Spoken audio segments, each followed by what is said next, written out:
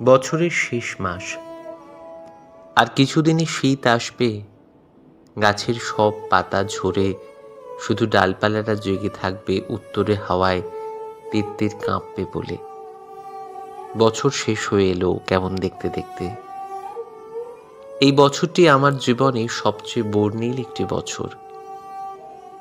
আলো অন্ধকার মিশে এমন এক ছবির মতো যা কখনো আগে দেখিনি। প্রতিটি দিন শুধু শিখে গেছি নিরলসভাবে কত কিছু।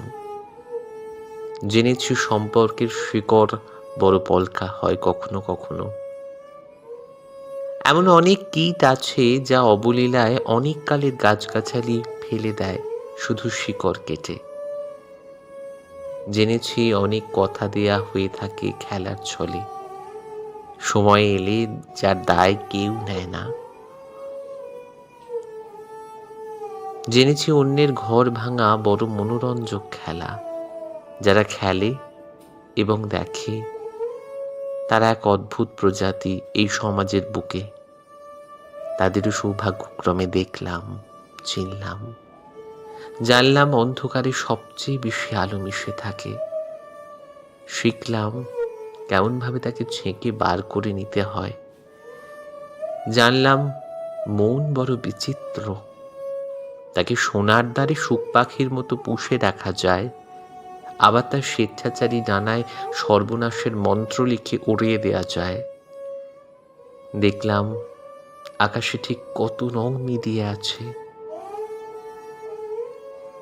অস্তগামী সূর্যের আলো মেখে আগুনে জবা কেমন দিনান্তে স্তব করতে করতে ঘুমিয়ে পড়ে।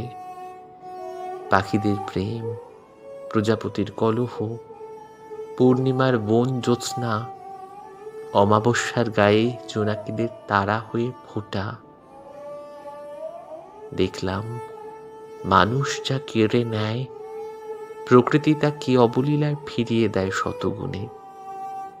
আর সেই দান এমনই মন্ত্রপুত যে তাকে ছিনিয়ে নেয় এমন শক্তি মনুষ্য প্রজাতির নেই।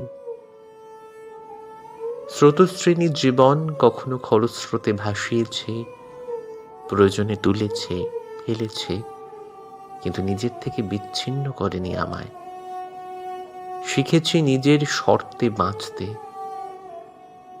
নিজের চোখের দিকে তাকিয়ে নির্ভয়ে নিজেকে দেখতে, অন্যের চোখে নিজেকে বিচার করার পাপ শুধরে নিয়েছি সময়ের তিরস্কারে।